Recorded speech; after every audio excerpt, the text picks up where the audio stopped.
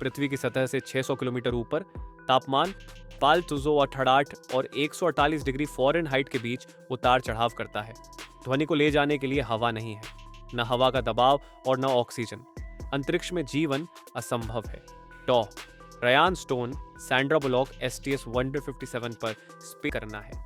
Kowalski नए jet pack का भी परीक्षण कर रहा है, जो अधिक रेंज और सहन शक्ति का वादा करता है। कोवाल्स्की 5 घंटे से स्पेस वॉक एक्सप्लोरर पर फ्लाइट इंजीनियर शरीफ तसारी फलदुत शर्मा, और इसलिए अब उसे संचार पैनल की जांच करनी होगी, जिसमें अतिरिक्त घंटे लगेंगे जो निर्धारित नहीं था। ह्यूस्टन में मिशन कंट्रोल ने टीम को एक निष्क्रिय उपग्रह पर रूसी मिसाइल हमले के बारे में चेतावनी दी है, जिसके कारण 50,000 MPH की गति से ग्रह के चकराता है और स्टोन को शटल से अलग कर देता है, जिससे वह अंतरिक्ष में गिरती हुई चली जाती है। कुछ क्षणों के लिए स्टोन अंतरिक्ष में बिल्कुल अकेली है, क्योंकि वह अपनी स्थिति को इकट्ठा करने और अपनी स्थिति का पता लगाने की कोशिश कर रही है, जो मुश्किल है क्योंकि GPS सिस्टम भी बंद है। कोवाल्स्की जल्द ही अपने जेट पैक का उपयोग करके स्टोन को ठीक कर लेते हैं। स्टोन में केवल 8% ऑक्सीजन बची है और वे अंतरिक्ष यान में वापस चले जाते हैं। कोवाल्स्की को पता है कि मलबा अपने मौजूदा वेग से 90 मिनट में दोबारा उन पर हमला करेगा। उन्हें पता चला कि शटल उपयोगिता से कहीं अधिक क्षतिग्रस्त हो गया है और चालक दल के बाकी सदस्य मर चुके हैं। वे अंतर्राष्ट्रीय अंतरिक्ष स्टेशन ISS तक पहुंचने के लिए थ्रस्टर पैक MIMU का उपयोग करते हैं, जो कक्षा में केवल 1,450 मीटर की दूरी पर है। कोवाल्स्की का अनुमान है कि मलबे के क्षेत्र की कक्षा पूरी करने से पहले उनके पास 90 मिनट का समय है और इससे उन्हें फिर से खतरा है। ISS के रास्ते में दोनों स्टोन के घर वापस आने के जीवन तक क्षतिग्रस्त, लेकिन अभी भी सक्रिय ISS के पास पहुंचते हैं और दूसरे कैप्सूल का पैराशूट गलती से तैनात हो गया है, जिससे यह पृथ्वी पर लौटने के लिए बेकार हो गया है। स्टोन का पैर सोयुज के पैराशूट डोरियों में उलझ जाता है और फिर कोवाल्स्की के सूट का पट्टा पकड़ लेता है। स्टोन के विरोध के बावजूद वह उसे अपने साथ दूर जाने से बचाने के लिए खुद को बंधन से अलग कर लेता है और उसे वापस ISS की ओर खींच लिया जाता है। जैसे ही कोवाल्स्की दूर चला जाता है, वह उसे अतिरिक्त निर्देश और प्रोत्साहन देता है। कोवाल्स्की का कहना है कि हालांकि सोयुज पृथ्वी में फिर से प्रवेश नहीं कर सकता है, लेकिन यह अभी भी चीनी त्यांगोंग स्टेशन तक स्टोन पहुंचा सकता है, जिसमें सोयुज के समान पुनः प्रवेश प्रक्रिया के साथ शेंजो कैप्सूल है। कोवाल्स्की ने स्टोन से कहा कि वह उसके लिए न आए और उसे पृथ्वी पर वापस लाने की कोशिश पर ध्यान केंद्रित करे। और ऑक्सीजन लगभग खत्म हो जाने के बाद स्टोन एयरलॉक के माध्यम से ISS में प्रवेश करने में सफल हो जाता है।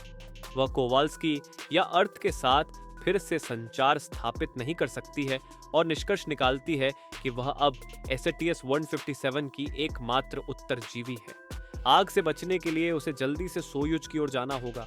स्टोन सोयुज को ISS से बाहर निकालने में कामयाब हो जाता है। जैसे ही वह कैप्सूल को ISS से दूर ले जाती है, पेचीदा पैराशूट बंधन सोयुज को स्टेशन से अलग होने से रोकते हैं।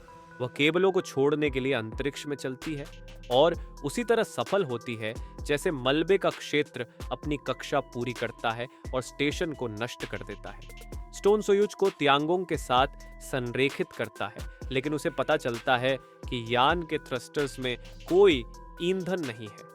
ग्रीनलैंडिक इनुइट मछुआरे के साथ एक संक्षिप्त बातचीत के बाद और उसे एक बच्चे को सहलाते हुए सुनने के बाद स्टोन खुद को फंसे होने के लिए राजी कर लेता है और दर्द रहित आत्महत्या करने के लिए केबिन की ऑक्सीजन आपूर्ति बंद कर देता है। जैसे ही वह बेहोश होने लगती है, कोवाल्स्की बाहर प्रकट होता है और कैप्सूल में प्रवेश करता है। हार मानने के लिए उसे डांटते हुए वह उसे कैप्सूल को त्यांगोंग की ओर ले जाने के लिए सोयुज के लैंडिंग रॉकेट का उपयोग करने के लिए कहता है। स्टोन को पता चलता है कि कोवाल्स्की की वापसी वास्तविक नहीं थी और उसे इस एहसास से नई ताकत और जीने की इच्छा प्राप्त होती है। वह ऑक्सीजन के प्रवाह को बहाल करती है और त्यांगोंग की ओर नेविगेट करने के लिए लैंडिंग रॉकेट का उपयोग करती है। चीनी स्टेशन के साथ सोयुज को डॉक करने में असमर्थ स्टोन विस्फोटक विघटन के माध्यम से खुद को बाहर निकाल देती है और त्यांगोंग की यात्रा के लिए एक अस्थायी थ्रस्टर के रूप में आग बुझाने वाले यंत्र का उपयोग करती है। अंतरिक्ष मलबे ने तियांगोंग को उसके प्रक्षेप पथ से नीचे गिरा दिया है और यह तेजी से डीओ नर्बिटिंग शुरू कर देता है।